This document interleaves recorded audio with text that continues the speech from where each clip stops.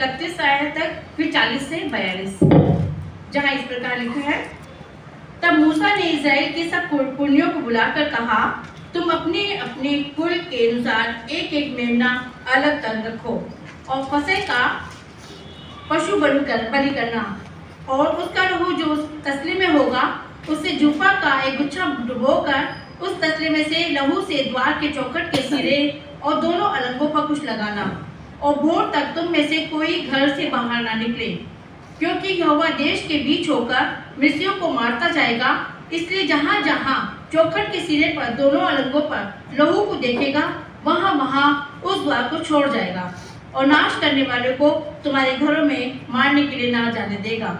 फिर तुम इस विधि को अपने और अपने वंश के लिए सदा की विधि जानकर माना करो। जब तुम उस देश में जिसे यहोवा अपने कहने के अनुसार तुमको देगा प्रवेश करो, तब वह काम किया करना, और जब तुम्हारे बच्चे तुमसे पूछे इस काम से तुम्हारा क्या मतलब है, तब तुम उसको यह उत्तर देना, यहोवा ने जो मिस्रियों को मारने के समय मिस्र में रहने वाले हम इस्राएलियों के घरों को छोड़कर हमारे घरों को बचाया, इस कारण उसके पुस्ते का ये वरदान किया जाता है। तब लोगों ने सिर झुकाकर दंडवत की। इस्राएलियों ने जाकर जो आज्ञा यहोवा ने मूसा और हारून को दी थी उसी के अनुसार किया। ऐसा हुआ कि आधी रात को यहोवा ने मिस्र देश के सिंहासन पर विराजने वाले फिरौन से लेकर गड्ढे में गड़े हुए बंधुए तक सबके पहलौठों को, वरन पशुओं तक के सब पहलौठों को मार डाला। और फिरौन रात ही को उठ बैठा और उसके सब कर्मचारी वरन सारे मिस्री उठे, और मिस्र में बड़ा हाहाकार मचा, क्योंकि एक भी ऐसा घर न था जिसमें कोई मरा ना हो। तब फिरौन ने रात में मूसा और हारून को बुलाकर कहा, तुम इस्राएलियों के समेत मेरी प्रजा के बीच में से निकल जाओ और अपने कहने के अनुसार जाकर यहोवा की उपासना करो।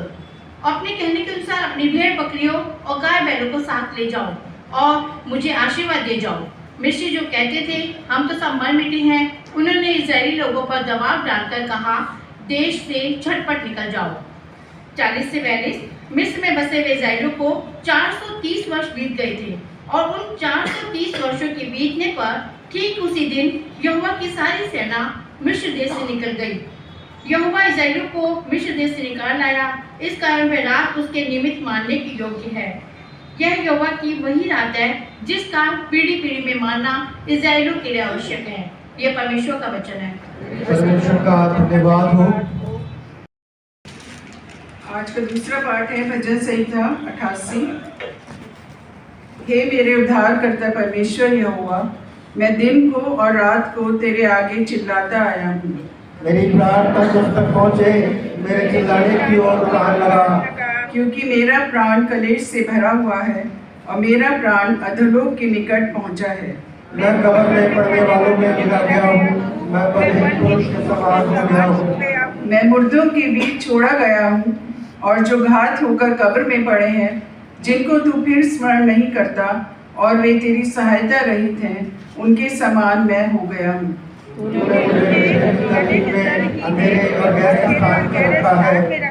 तेरी जलजलाहट मुझ पर बनी हुई है, और तूने अपने सब तरंगों से मुझे दुख दिया है। तूने मेरे पहचान वालों को मुझसे दूर किया है और तुझको उनकी दृष्टि में घिनौना किया है। मैं बंदी हूँ और निकल नहीं सकता। दुख भोगते भोगते मेरी आंखें धुंधला गई। हे यहोवा, मैं लगातार तुझे पुकारता और अपने हाथ तेरी ओर फैलाता आया हूँ। क्या तू मुर्दों के लिए कोई काम करेगा?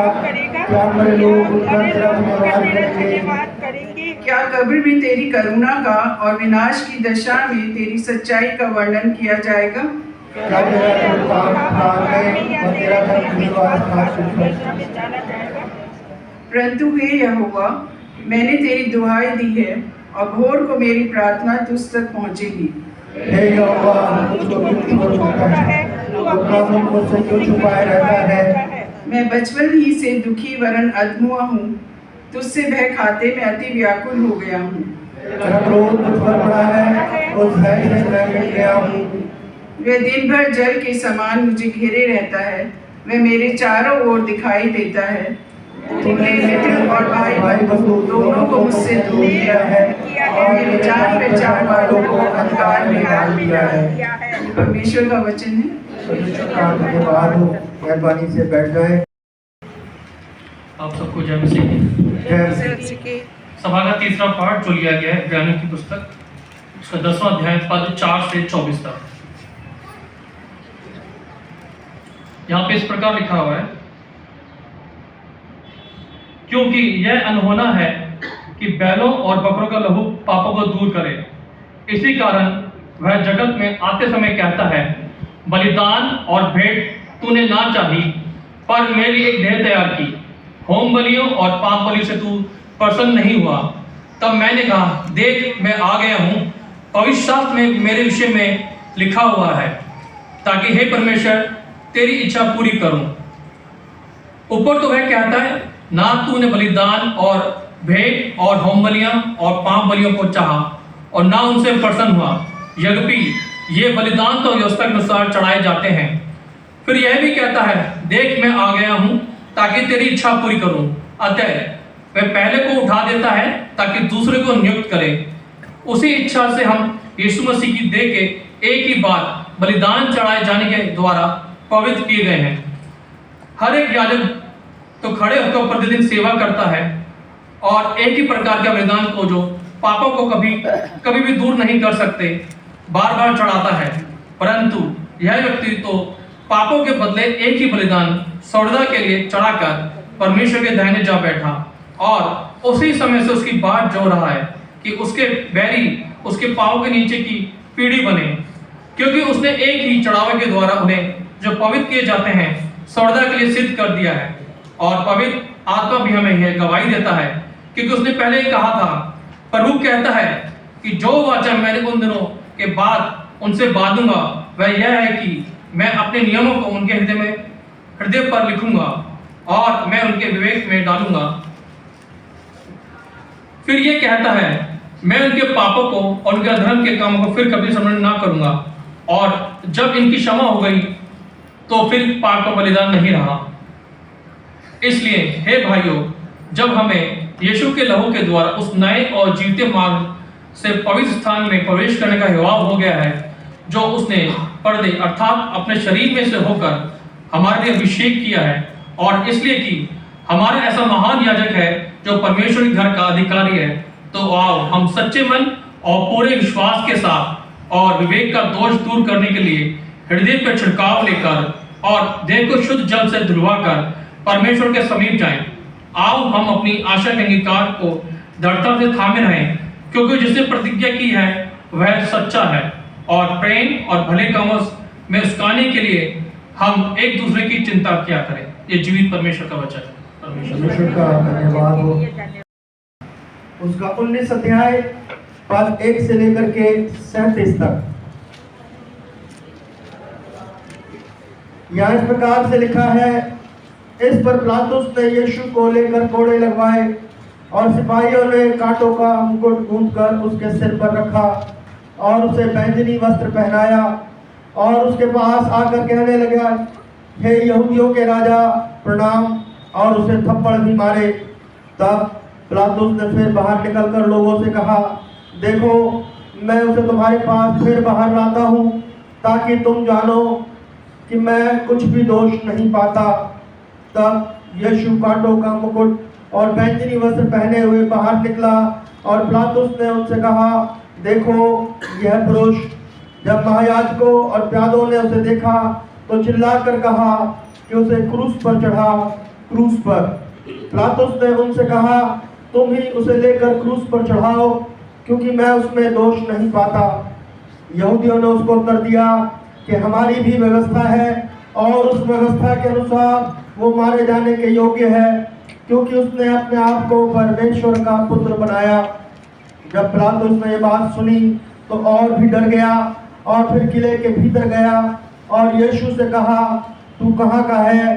परंतु यीशु ने उसे कुछ भी उत्तर ना दिया। पिलातुस ने उससे कहा, मुझसे क्यों नहीं बोलता? क्या तू नहीं जानता कि मुझे तुझे छोड़ देने का अधिकार है और मुझे तुझे क्रूस पर चढ़ाने का भी अधिकार है? यीशु ने उत्तर दिया कि यदि तुझे ऊपर से ना दिया जाता तो तेरा मुझ पर कुछ अधिकार ना होता। इसलिए जिसने मुझे तेरे हाथ पकड़वाया है उसका पाप अधिक है। इससे पिलातुस ने उसे छोड़ देना चाहा, परंतु यहूदियों ने चिल्ला चिल्ला कर कहा, यदि तू उसको छोड़ देगा तो तेरी भक्ति कैसर की ओर नहीं। जो कोई अपने आप को राजा बनाता है वो कैसर का सामना करता है। ये बातें सुनकर पिलातुस यीशु को बाहर लाया और एक जगह एक चबूतरा था जो इब्रानी में गबत्ता कहलाता है, और न्याय आसन पर बैठा। यह फसह की तैयारी का दिन था और 6 घंटे के लगभग था। तब उसने यहूदियों से कहा, देखो यही है तुम्हारा राजा।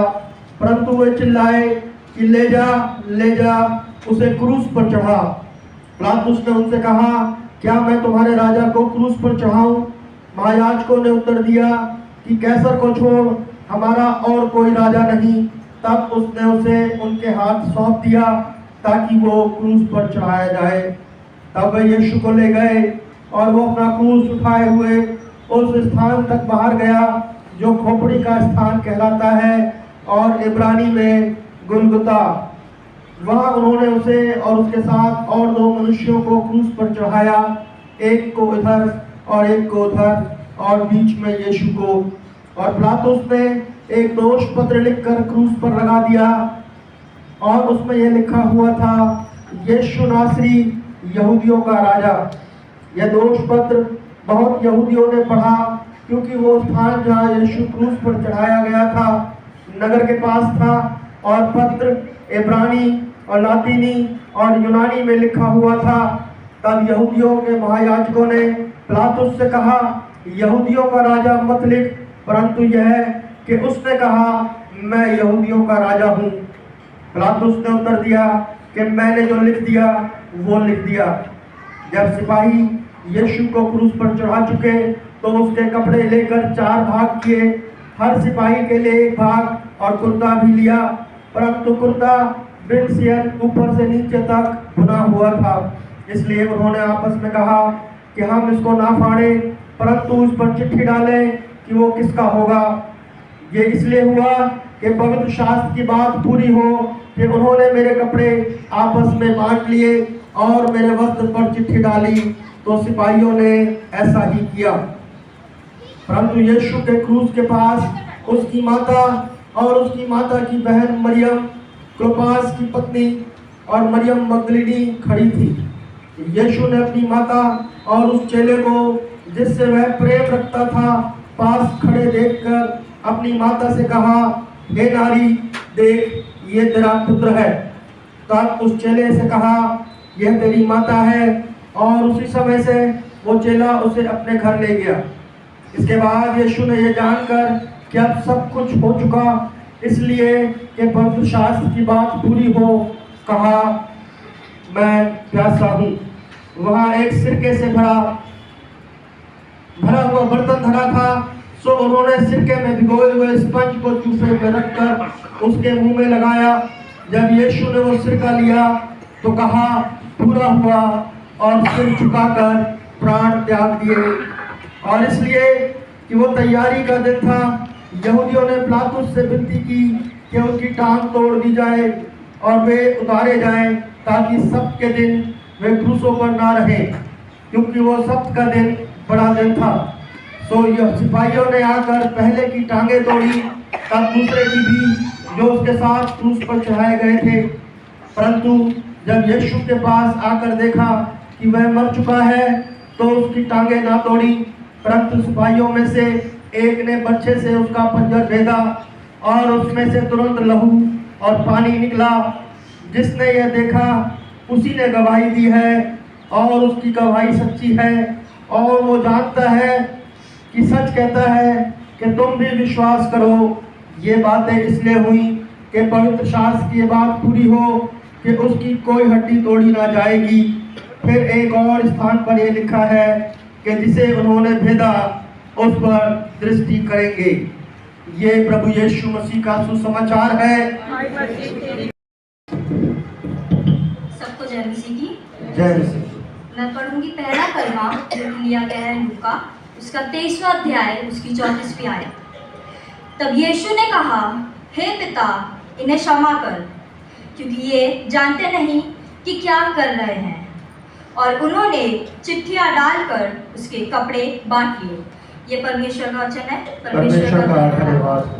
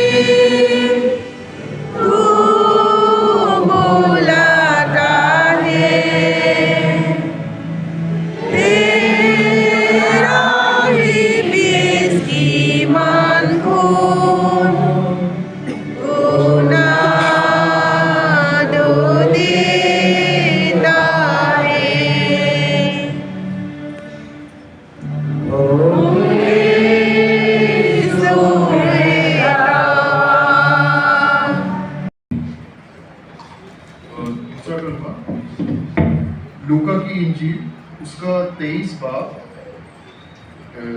42 से 43 आयत तक। तब उसने कहा, हे यीशु, जब तू अपने राज्य में आए तो मेरी सुधि लेना। उसने उससे कहा, मैं तुझसे सच सच कहता हूँ कि आज ही तू मेरे साथ स्वर्गलोक में होगा। ये परमेश्वर का वचन है। परमेश्वर का धन्यवाद हो।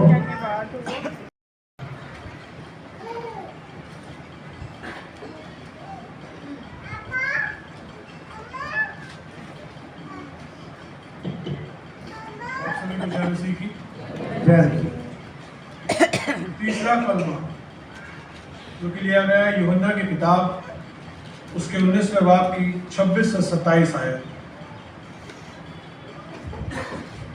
जहाँ कलाम ये कहता है, जब यीशु ने अपनी माता और उसके उस चेले को जिससे वो प्रेम रखता था पास खड़े देखा तो उसने अपनी माता से कहा, हे नारी, देख यह तेरा पुत्र है। तब उसने चेले से कहा, यह तेरी माता है। और उसी समय से वह चेला उसे अपने घर ले गया। यह खुदा का कलाम है। चौथा कलमा मत्ती का सुसमाचार उसका 27वां अध्याय 45 से 46। मत्ती 27 45 से 46। दोपहर से लेकर तीसरे पहर तक उस सारे देश में अंधेरा छाया रहा।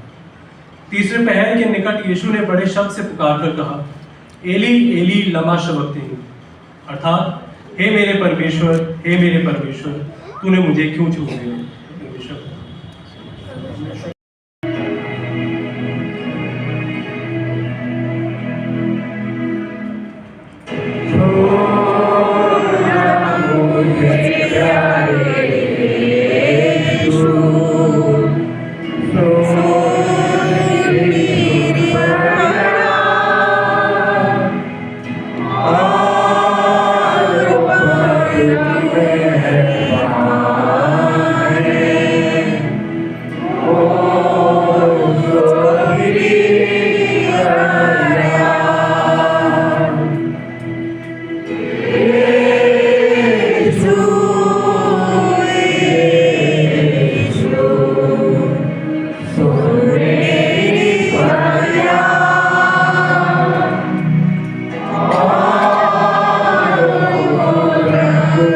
Oh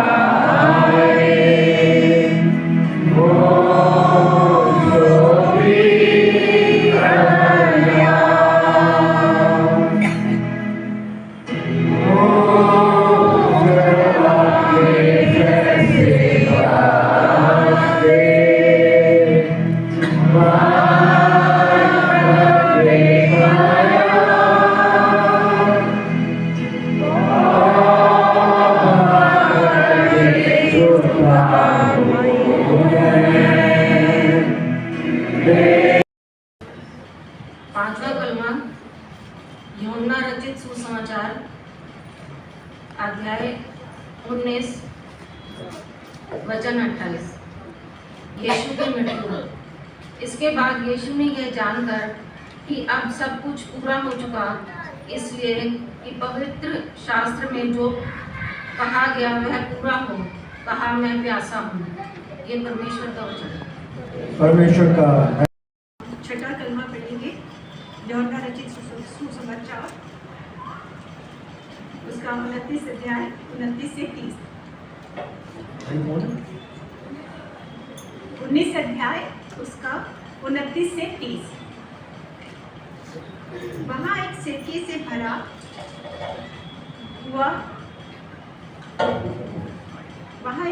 भरा हुआ बर्तन धरा था, जो उन्होंने सिरके में भिगोए हुए स्पंज को जूफे पर रखकर उसके मुंह से लगाया। जब यीशु ने वह सिरका लिया तो कहा, पूरा हुआ, और सिर झुकाकर प्राण त्याग दिए। ये मसीह की इंजील है। जय